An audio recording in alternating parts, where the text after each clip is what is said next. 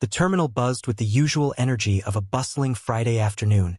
Travelers streaming through security with coffee in one hand and phones in the other, eyes darting between screens and signs. Among them, Jamal Graves clutched his passport tightly, a slim navy blue booklet that seemed oversized in his 14-year-old hands. He wore neatly pressed jeans, a collared shirt tucked into his waistband, and a fresh pair of sneakers that squeaked softly against the polished floor. Jamal was traveling solo for the first time. A milestone his father had carefully prepared him for, down to laminated instructions in his backpack and a tucked-in letter from the airline confirming his unaccompanied minor status. He had memorized the gate, studied the plane layout, and even practiced polite ways to ask for help, just in case. As he arrived at the boarding area for Flight 283 to Washington, D.C., his nerves danced beneath a calm exterior. He wasn't scared, he was ready. Boarding had already begun when the gate agent smiled at him, scanned his pass, and welcomed him aboard with a nod. But the moment Jamal stepped into the plane's narrow entrance, he felt the shift, an invisible tremor in the air, a flicker in someone's expression that said, "You don't belong here." That flicker came from the lead flight attendant, a woman named Melissa, who stood at the front in a pressed uniform and immaculate bun. Her eyes landed on Jamal with a mix of hesitation and guarded judgment. She watched him like he was out of place, like his very presence disrupted the natural order of the aircraft. Jamal gave her a polite smile and moved toward seat 2A, first class. His father had booked it intentionally, a small gift for his son's first solo journey and a statement about self-worth. But Melissa wasn't interested in that story. She stepped in front of him before he could reach the seat. "Excuse me," she said curtly, blocking his path. "Are you sure you're in the right section?" Jamal blinked, taken aback. "Yes, ma'am," he said. "It's seat 2A. He held up his boarding pass. Melissa didn't glance at it. "This is first class," she said slowly, her tone edged with condescension. "You must have read it wrong. Let me help you find your seat." A few heads turned. Jamal's ears burned. He raised the boarding pass higher, trying to steady his voice. "It says right here, 2A. She finally snatched the paper from his hand and stared at it. Her eyes narrowed. "Wait here," she snapped, then turned and walked to the cockpit area as though verifying the pass with a divine authority. Jamal stood still, heart pounding. The aisle behind him clogged with boarding passengers who shuffled around, awkwardly pretending not to notice. A man muttered under his breath, "Unbelievable." When Melissa returned, her expression was unchanged. "Okay," she said, as though reluctantly allowing a misbehaving student to enter class. "You can go. But you should have said you were an unaccompanied minor. That changes things." Jamal didn't understand what that meant, but nodded quietly and slid into his seat. He placed his bag under the chair and tried to disappear into the headrest. The leather seat felt colder than it looked. Moments later, another flight attendant leaned toward Melissa and whispered something. Melissa's eyes flicked back to Jamal. He could feel it without looking. A few moments passed before she came over again, this time crouching slightly. "We just want to confirm everything is in order," she said with a false smile. "Can I see your ID?" Jamal hesitated.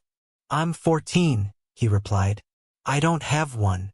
She stood up straight, folding her arms. "Of course. Well, we have protocols, you understand. I'll just check with the gate." Jamal shrank into his seat. Other first-class passengers began to murmur, eyes drifting toward him. He had done nothing wrong. He had shown his pass. He had boarded correctly. But now he was a problem. Possible imposter. A threat. And the weight of that injustice sat heavy in his chest. In the back of the plane, a mother handed her toddler a juice box. In the galley, Melissa tapped on her phone and whispered to another crew member. Jamal stared out the window and tried not to cry. 10 minutes later, just as the final passengers were settling in, the cabin door reopened, and 2 uniformed airport police officers stepped on board. The air inside the aircraft turned tense the moment the 2 airport police officers stepped aboard, their heavy boots thudding softly against the cabin floor. The cabin lights had dimmed in preparation for takeoff, but all attention now shifted to the front, where Jamal sat frozen in his seat. Melissa stood near the cockpit door, signaling the officers with a discreet gesture. Her voice lowered to a professional hush as she approached them. "It's the boy in 2A," she murmured, pretending to be composed. "He's trying to sit in a seat that doesn't belong to him. Says he's an unaccompanied minor, but something just doesn't feel right." He became agitated. The officers didn't question her authority. One of them, a stocky man with a trimmed beard and clipboard, nodded as if this sort of thing happened all the time. Jamal watched them silently, trying to understand what was happening. His body tensed as they made their way toward him, the cabin seeming to shrink with every step. Passengers on both sides now watched openly, no longer feigning indifference. A few clutched their phones, raising them just slightly, capturing clips in case something unfolded. The officer stopped beside Jamal and spoke with an authoritative, practiced tone. "Son, we need to ask you a few questions." Jamal looked up, confusion mixing with disbelief. "Why? I didn't do anything." The other officer stepped behind the first, arms crossed. "We've received a report of a passenger sitting in a seat they didn't purchase. You match the description." Jamal's voice cracked with frustration. "I showed my boarding pass. It's 2A. That's my seat." His fingers trembled as he dug into his backpack, retrieving the document again. Melissa remained nearby, arms folded, her face pinched into a look of faint vindication. The officer glanced at the boarding pass, then at Jamal, as if trying to piece together a puzzle he didn't really want to solve. "Do you have any ID?" Jamal shook his head. "I'm 14. My dad booked the ticket. He works for the FAA." The words came out quickly, defensively, as though hoping the mention of his father's profession might add some legitimacy to his presence. But instead of easing the moment, it only seemed to deepen the suspicion. The other officer gave a short scoff. "A 14-year-old flying first class alone?" He looked toward Melissa, who chimed in, "I just thought it was odd. He didn't mention he was flying alone until I asked. Most kids are more prepared." Jamal's face burned with humiliation. He could feel the stares boring into his skin like lasers. One man leaned across the aisle and whispered something to his seatmate. A woman several rows back mouthed, "What did he do?" A toddler peeked curiously over the top of his seat while his mother tugged him back down. "I didn't do anything," Jamal muttered again, his voice soft but shaking. "I'm just trying to go home." The officers exchanged glances. "Sir, we're going to ask you to step off the plane with us," one said. "We just need to clear a few things up." The words hit Jamal like a slap. He clutched the arms of the seat. "No, please, I didn't do anything wrong. My dad, he's meeting me at the airport. He works for the FAA. He'll explain." Melissa raised an eyebrow, a faint smirk playing at the edge of her lips. "Sir," the officer said again, firmer this time, "let's not make this harder than it needs to be." Jamal's eyes welled with tears, but he refused to cry. He looked out the window again, searching for something, anything, to anchor him in this rising wave of chaos. One of the officers reached for his arm, and in that split second, an elderly man in the seat across the aisle spoke up. "Excuse me," he said clearly, his voice cutting through the tension like a blade. "I saw the boy board." The gate agent welcomed him and scanned his pass. There was no issue. He showed his boarding pass to the flight attendant. She just didn't like what she saw. Murmurs rose in the cabin. Another woman spoke next. "I recorded everything," she said. "He was polite. He never raised his voice." A third voice joined in. "This feels wrong. Why is he being treated like a threat?" The officers paused, suddenly aware of the shifting energy in the cabin. Melissa stepped forward again, trying to take control. "Let's not escalate this further," she said, her voice now tight. "We're just following protocol." "Whose protocol?" asked a middle-aged man in a business suit seated 2 rows behind Jamal. "Because it looks a lot like profiling to me." More phones were now recording. One passenger stood up and pointed toward Melissa. He was targeted from the moment he walked in. The air was thick now, not just with tension, but with rising indignation. The officers looked unsure, trapped between protocol and the growing unrest. Jamal remained motionless, still gripping the seat, eyes locked on the floor. Then a call came through one officer's radio. He answered swiftly. A brief pause. Then a strange flicker crossed his face. "Wait here," he said, backing away slightly.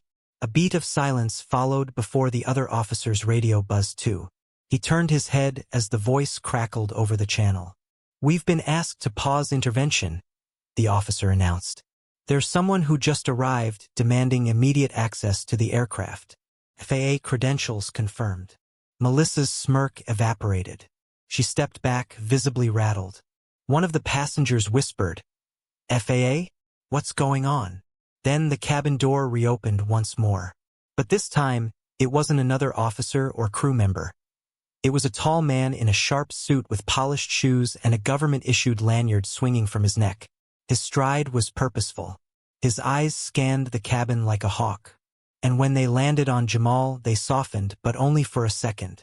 Then they turned ice-cold as they locked onto Melissa. The hush that fell over the cabin wasn't the usual quiet before takeoff. It was the kind of silence that arrived only when something powerful stepped into a room. The man now walking down the narrow aisle carried an energy that made people sit up straighter, even those who didn't know who he was. His tailored navy blue suit was crisp, the faint gold of an FAA badge gleaming subtly from his lapel. His face was calm but unreadable, like a storm beneath still water.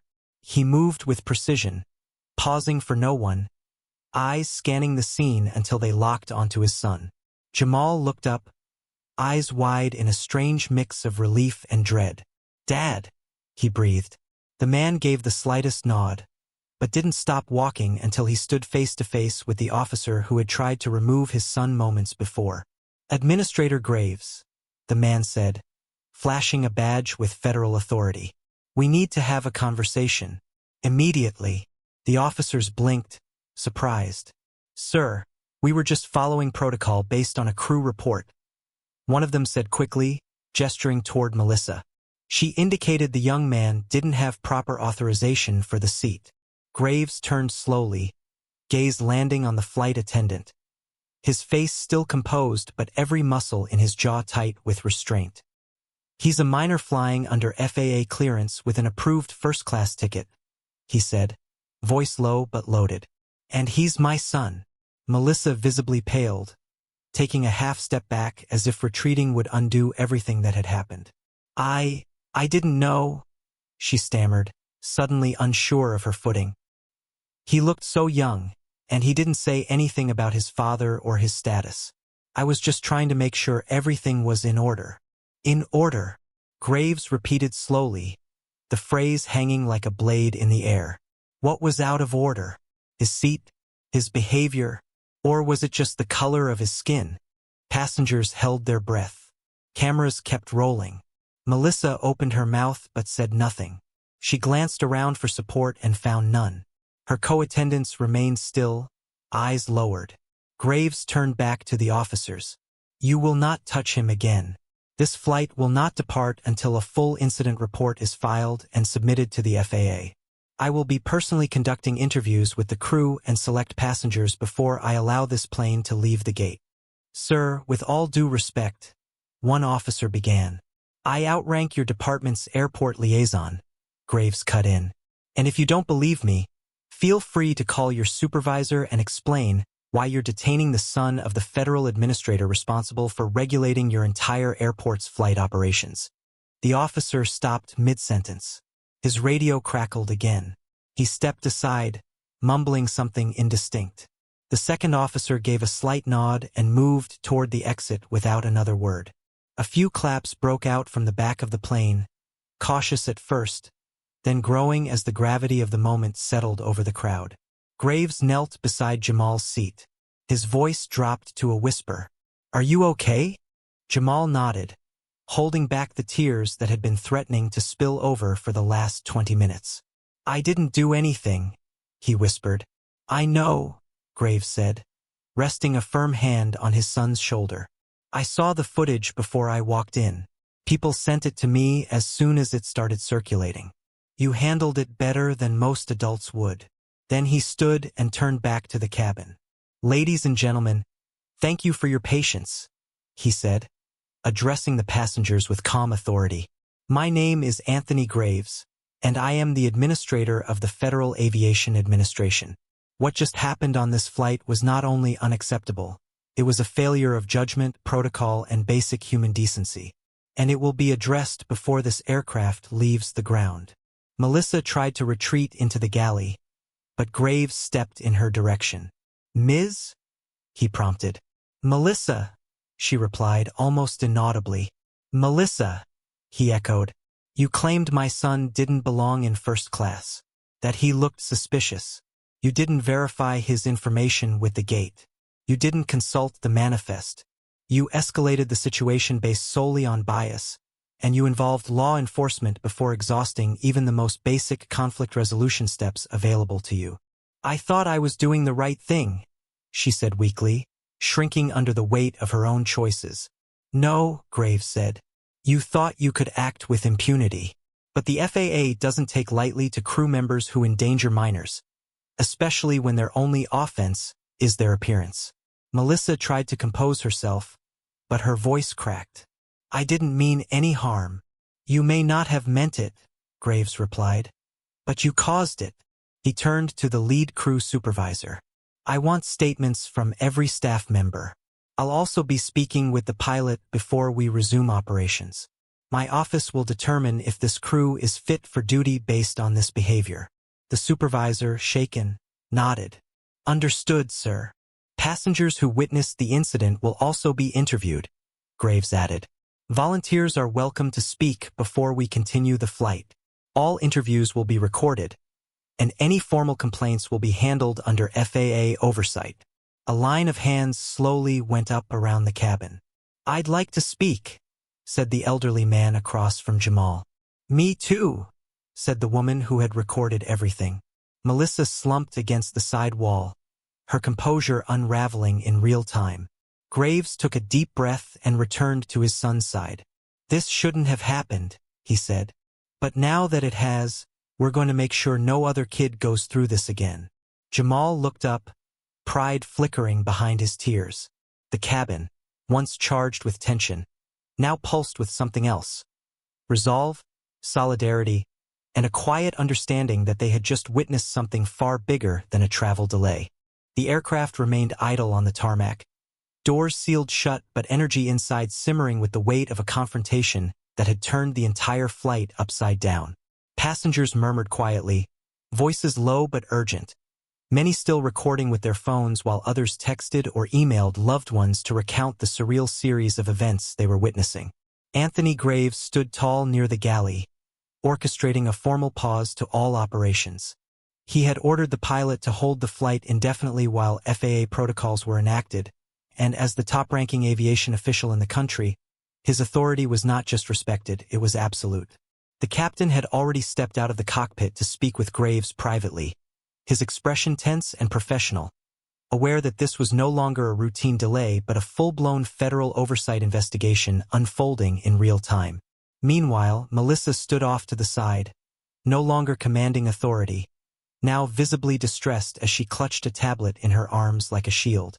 Her confident posture had unraveled into a defensive hunch, and she avoided eye contact with passengers and crew alike, suddenly aware of how her decisions had detonated into something irreversible. Graves began speaking to the passengers one by one, recording their testimonies through a secure FAA-issued mobile app, ensuring each account would be documented and stored for review. The elderly gentleman who had first defended Jamal spoke with clear conviction, emphasizing that Jamal had done absolutely nothing wrong, that the escalation had been entirely driven by the flight attendant's personal biases and assumptions. The woman with the phone camera provided her footage, letting Graves watch the exact moment Melissa dismissed Jamal's boarding pass and began her campaign of suspicion. Another man, seated near the back of first class, admitted he had initially believed the incident to be a misunderstanding, until it became clear the boy was being treated differently not because of his actions, but because of how he looked. As the interviews continued, more passengers stepped forward than Graves had expected. One even offered to make a public statement once they landed, saying he wanted the FAA to know that Americans were watching closely. Melissa watched each interaction with growing dread, her throat tightening with each corroborating testimony. She tried to speak once, stepping toward Graves mid-interview to interject, but his glance silenced her instantly. "You'll have your turn," he said calmly. "But right now I'm gathering facts, not opinions." The lead crew supervisor, a woman named Diane who had remained quiet until now, finally spoke up and asked to give her statement. In it, she reluctantly admitted that she had overheard Melissa refer to Jamal as suspicious during boarding, even before the boy had spoken. She added that this wasn't the first time Melissa had overstepped boundaries with passengers of color, and while formal complaints hadn't always been filed, there had been whispers among staff for months. Her voice trembled slightly as she finished, but her posture remained upright, as if a weight had finally been lifted. Outside the plane, ground crew moved cautiously, unsure of what was unfolding beyond the aircraft doors. FAA officials from the regional office had already been notified by Graves' team, and now airport security and airline representatives were scrambling to respond to a situation that had ignited within minutes and threatened to scorch reputations beyond repair. Inside the plane, Jamal remained seated, his backpack on his lap, gripping it like an anchor. He watched as his father navigated a sea of responsibility and confrontation with precision. What struck him most wasn't the power his father held, but how he wielded it, with restraint, dignity, and an unwavering sense of justice. Jamal was seeing his dad not just as a parent, but as a protector of principle. The plane, still grounded, had become a courtroom, a classroom, and a national metaphor, all at once. Eventually, Graves signaled for Melissa to step forward. She walked slowly, her hands trembling, the weight of 1,000 eyes bearing down on her. She cleared her throat but struggled to find the right words. I didn't mean for any of this to happen," she began, her voice breaking. "I was following protocol, or at least I thought I was. I never wanted to cause harm." Graves didn't interrupt. He let her speak, allowing the silence between her statements to stretch like an uncomfortable mirror. "I misjudged him," she said finally, nodding toward Jamal. "I let my assumptions take over, and I'm sorry. I truly am." "You're not apologizing to me," Graves replied. "You owe that to my son, and to every passenger on this plane who witnessed what happens when bias goes unchecked." Melissa turned to Jamal, her eyes misting. "I'm sorry," she said quietly. "I was wrong." Jamal didn't respond. He nodded slightly, but his expression didn't change. It wasn't his job to make her feel forgiven. That burden wasn't his to carry. Graves addressed the rest of the cabin. "This aircraft will remain grounded until a replacement crew can be arranged," he announced. "Passengers will be rebooked or compensated accordingly. No one here will be penalized for choosing to disembark. You will each receive contact from the FAA to confirm your statements. What happened here today isn't just about one flight. It's about whether we're willing to hold people accountable, even in spaces where silence used to be the norm." As the crew scrambled to coordinate the logistics of swapping teams and notifying corporate leadership, Graves placed a call from the cabin phone. He spoke in low tones, instructing the FAA's Washington office to prepare for a formal statement. By the time he hung up, news of the incident had already reached social media. Hashtags were trending. Videos had gone viral. Public relations officials for the airline were now in full damage control, and Melissa, once so assured in her role, sat in the last row of the aircraft, alone, waiting for someone to tell her what came next. Meanwhile, Jamal and his father exited the plane together, stepping back into the terminal where reporters were already gathering near the gates. And though the world outside had no idea what would happen next, one thing was certain: the narrative was no longer being written by those who had stayed silent. Within hours of the incident, the entire country was buzzing. What had begun as a humiliating encounter on a tarmac-bound aircraft exploded into a full-blown national controversy by nightfall. Passenger videos, recorded discreetly on smartphones, had flooded every major social media platform. One particular clip, Melissa confronting Jamal at his seat while ignoring his boarding pass, was reshared over 5 million times in less than 12 hours. The footage captured everything: her skeptical tone, Jamal's calm insistence that he belonged, the arrival of the police, and the dramatic moment when Administrator Anthony Graves boarded the plane and shut everything down with a single flash of his badge. News anchors replayed the footage on loop, dissecting each facial expression, each line of dialogue. Headlines screamed across screens, "Teen harassed in first class," "Flight attendant calls cops on black boy," meets FAA dad, "Flying while black, a national shame." The airline, a well-known commercial giant, issued a bland initial statement late that evening, claiming they were reviewing the situation internally. But it was too late. The story had already taken on a life of its own. By morning, journalists had uncovered the name of the flight attendant, Melissa Hargrove, a 10-year veteran of the airline with a previously unblemished record, at least on paper. But as the spotlight intensified, former passengers emerged with their own troubling stories. A thread went viral detailing how Melissa had once berated a Hispanic mother for asking for extra milk for her toddler, suggesting she learn to read the signs next time. Another man claimed he had filed a complaint after she accused him of switching seats mid-flight, though he too had shown the correct boarding pass. These incidents, once buried in the fog of bureaucracy, were now being dredged up and examined under a blazing national microscope. Anonymous internal memos leaked from the airline's HR department revealed that Melissa had indeed been the subject of multiple informal grievances, most of which were quietly resolved or dismissed. One particularly damning memo noted that additional diversity and de-escalation training may be beneficial, though no such training was ever mandated.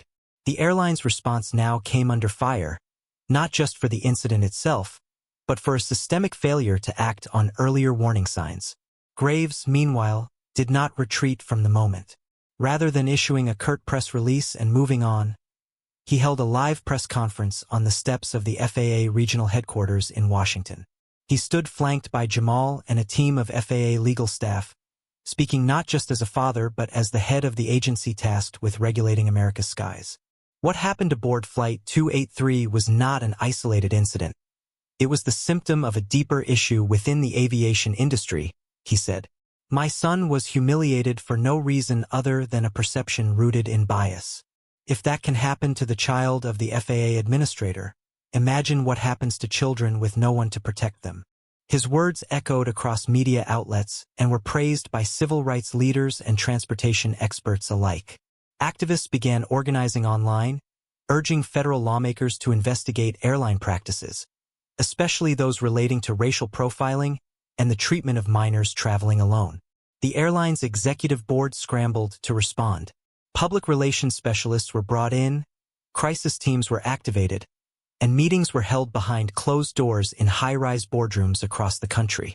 Executives feared not only a lawsuit, but permanent brand damage in an era where consumer outrage could tank a company overnight. An emergency task force was assembled to conduct an internal investigation.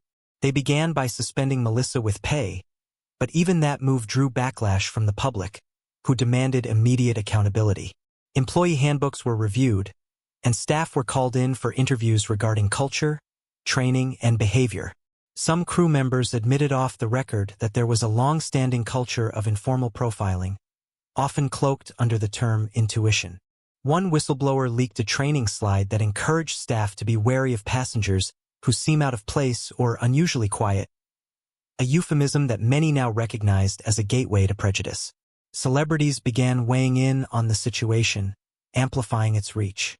Ava DuVernay tweeted, "Young black excellence doesn't need your permission to sit in first class." NBA players wore pins marked 2A in silent tribute to Jamal during pre-game warm-ups. A nationally syndicated talk show invited Graves and Jamal for a live segment, and though Graves declined, citing ongoing investigations, his refusal only added to the gravity of the issue. Airline stocks dipped slightly amid the bad press, prompting financial analysts to warn of consumer boycott risks. Meanwhile, grassroots organizations used the moment to highlight broader concerns about inequality in air travel, pointing to patterns of over-policing and poor treatment of non-white passengers. A petition calling for mandatory anti-bias training for all airline employees gained over 600,000 signatures in 2 days. The Department of Transportation issued a statement acknowledging the FAA's jurisdiction and offering full cooperation in any resulting policy overhaul. Jamal, despite being thrust into the national spotlight, remained remarkably composed. He gave only one brief comment to the press. "I just wanted to get home. I didn't expect all this." That single sentence became a rallying cry, printed on signs, memes, and t-shirts. Melissa, meanwhile, had become a pariah. Her face, once just another uniformed employee in a sea of airline staff, was now infamous. Her name was removed from the company's employee roster pending the outcome of the investigation. She received online threats, prompting the airline to provide her with temporary security. But no apology, no matter how carefully worded, could undo what had been broadcast to millions. The damage was done, not only to her reputation, but to the illusion that incidents like this were rare anomalies. As the dust settled slightly, a deeper question began to emerge in media think pieces and roundtable discussions. If this happened on camera, how many more times had it happened without one? It was no longer about one boy or one plane, it was about an industry that had, for too long, allowed quiet discrimination to masquerade as policy. Anthony Graves knew this better than anyone. And behind the scenes, he was already working with key figures to ensure the next chapter would not just be a footnote, but a turning point. The shockwave that began on Flight 283 did not dissipate, it transformed. What started as a moment of humiliation for a young boy became a catalyst for sweeping change in an industry long criticized for its quiet complicity in acts of racial bias. In the weeks that followed, the FAA, under Anthony Graves' leadership, launched a nationwide audit of airline conduct and training standards. A special oversight committee was assembled, comprising civil rights advocates, aviation professionals, child welfare experts, and members of the public who had experienced discriminatory treatment firsthand. They weren't just invited for show, they were given the power to shape federal regulations. One of the committee's first acts was drafting the Passenger Protection and Equity Act, a federal mandate requiring all commercial airlines operating in the United States to implement comprehensive anti-bias training, with special modules on implicit bias, unaccompanied minor protections, and de-escalation procedures. The bill passed with bipartisan support, an unusual show of unity in Congress driven largely by public outcry and relentless media coverage of Jamal's ordeal. The new FAA directives didn't just address future behavior, they demanded accountability for the past. Every airline was instructed to submit a 10-year record of complaints filed by or against crew members, including those previously deemed resolved informally. Airline CEOs were called to Washington to testify under oath about their practices and policies. Some resisted, but the mounting public pressure made defiance unsustainable. Melissa Hargrove's name surfaced again during these hearings, not just as the face of the Flight 283 incident, but as a representation of a systemic failure to address warning signs. She was officially terminated by her airline, but by then, her actions had already become a case study in aviation law seminars across the country. Her photograph, once grainy and captured mid-conflict, now appeared in ethics training materials as a reminder of how unchecked power and unconscious bias can collide with devastating consequences. Yet the story wasn't just about her downfall, it was about a broader awakening. Jamal never sought fame, but it found him. Invitations poured in for interviews, speaking engagements, even a book deal. He turned most of them down. Instead, he focused on his studies, choosing to keep his world steady while everything outside of it spun faster than ever. But he did agree to appear with his father at one nationally televised education summit, where the two of them spoke candidly about the incident, its aftermath, and the responsibility that comes with visibility. Jamal, reserved but articulate, said something that stayed with viewers long after the segment ended. "I don't want people to remember me as the kid in seat 2A. I want them to remember what changed because of it." That sentence echoed across classrooms and conference halls. Teachers built curriculum units around it. Diversity officers quoted it in corporate boardrooms. And for Graves, it became the North Star for the FAA's broader transformation campaign. Airports across the country rolled out new signage and training protocols. Gate agents were retrained. Flight attendants were required to complete cultural sensitivity workshops before renewing their licenses. Airlines were audited not just on safety metrics but on inclusivity performance, how they handled complaints, how they tracked crew behavior, how they addressed disparities in treatment. Even the language around minors traveling alone was revised. Instead of labeling them as unaccompanied minors, the term was updated in FAA documentation to independent youth travelers, a subtle but meaningful shift that placed value on autonomy rather than absence. For many families of color, it meant something more profound: reassurance that their children would not be treated with suspicion simply for existing in spaces of privilege. The ripple effects reached beyond aviation. Other sectors began re-examining how policies enabled or ignored bias. Corporate hiring committees referenced the FAA's rapid action as a benchmark for accountability. School systems implemented new codes of conduct for staff interacting with students from marginalized communities. Even rideshare companies, inspired by the FAA reforms, began piloting new driver bias training tools. A quiet movement had begun, one not driven by hashtags alone, but by legislation, leadership, and lived experience. Jamal's story was no longer just a viral moment. It had become institutional memory. Melissa disappeared from public life, but not from public discourse. Her name lived on in policy documents, court cases, and social science research. And though her fall was steep, it served a purpose that no mandatory seminar ever could. The final change came quietly, without press or cameras. The seat map of Flight 283's first-class cabin was redesigned. Row 2, Seat A, now had a small, engraved plaque on the side armrest that read, "In honor of every child told they don't belong, fly forward." Jamal didn't know about it until a former passenger sent him a photo. He showed it to his father in silence, then smiled. Graves, who had spent his career navigating turbulence, both literal and political, felt something settle in his chest, a rare, still moment in the whirlwind of public service. He knew the work wasn't over. Incidents would still happen and people would still fail. But there was now a blueprint for what came next. Not silence, not excuses, action, reform, justice, and at the heart of it all, a boy who simply wanted to get home, and a father who refused to let the world tell him he didn't belong in the seat his ticket had already claimed.